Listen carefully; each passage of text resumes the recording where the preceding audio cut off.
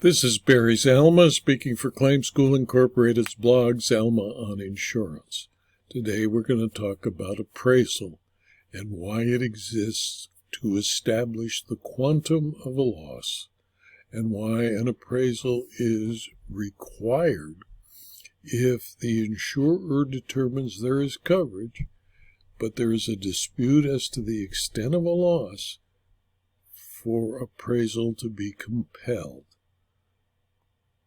The plaintiff, Shelter Mutual Insurance Company, appealed the Circuit Court of Coles County's March 28, 2023 oral pronouncement denying its motion for judgment on the pleadings and ordering the parties to proceed forward with the appraisal process as outlined in the insurance policy and the Circuit Court's written March 30, 2023 order memorializing the same. In Shelter Mutual Insurance Company versus Tim Morrow, a August 24, 2023 decision of the Court of Appeals of Illinois, the Court of Appeals was asked to determine if appraisal could be and should be compelled. Shelter issued a homeowners insurance policy to the Morrows. The policy was in effect from April 7 of 2021 to 2022. The policy provided with regard to appraisal as follows. If you and we fail to agree on the market value, total restoration cost, actual cash value, or amount of loss, as may be required in the applicable policy provision, either party may make written demand for appraisal.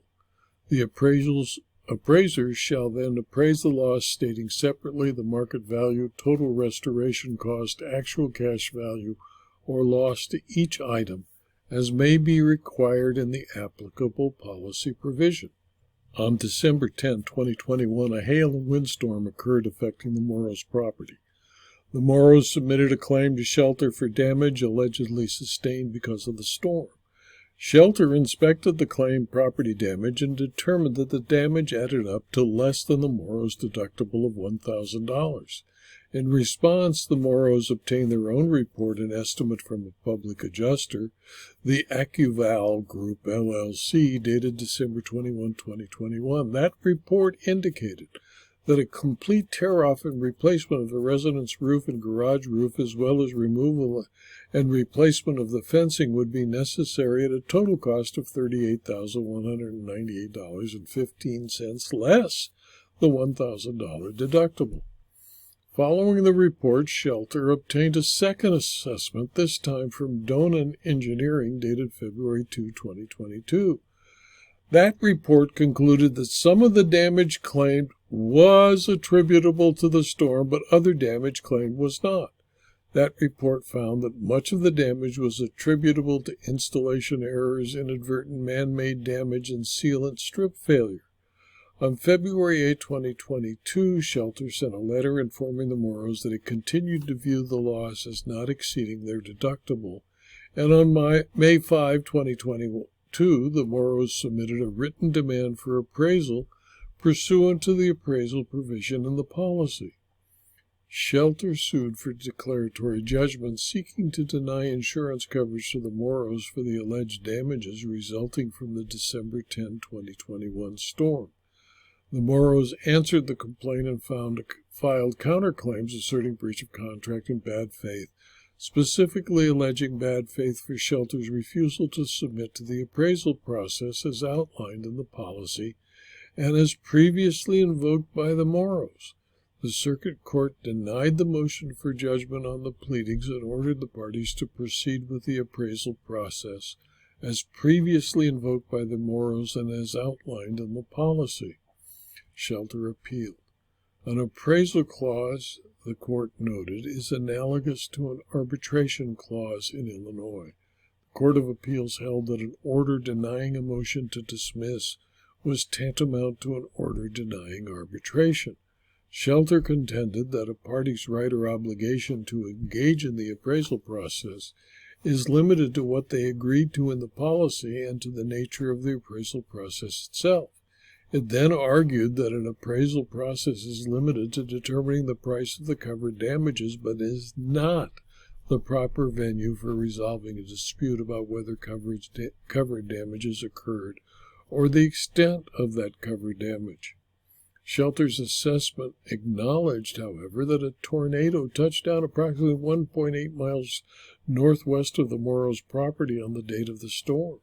The report acknowledged that higher wind speeds affected the Morrows property. Based upon those facts alone, it was evident to the Court of Appeals that the question at issue is not whether a covered loss occurred, because a covered loss was found by Shelter's own adjuster in its report. Therefore, the true dispute of the parties is the amount of the covered loss. This case involved a determination of the amount of loss, which is expressly stated within the appraisal clause as an appropriate issue for determination under that process, and therefore the Court of Appeals affirmed the Circuit Court's oral pronouncement, because not only was the amount the only issue, and because Shelter failed to follow up or even argue its claim of no coverage at all.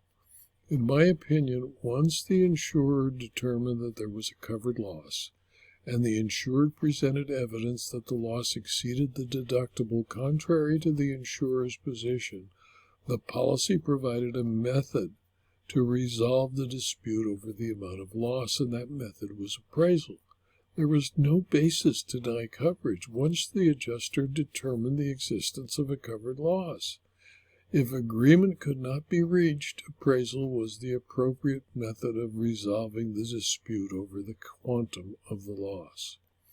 This video was adapted from my blog, Zalma on Insurance, which is available free to anyone who clicks on the URL zalma.com/blog. You can subscribe to the blog at that location, and you'll receive notice of all new blog postings, usually 5 or 6 a week, and also access to the more than 4,600 blog postings. You can also subscribe to the videos on rumble.com and on youtube.com, and if you do, I'd appreciate it if you click on the like button on YouTube and the thumbs up button on rumble.com.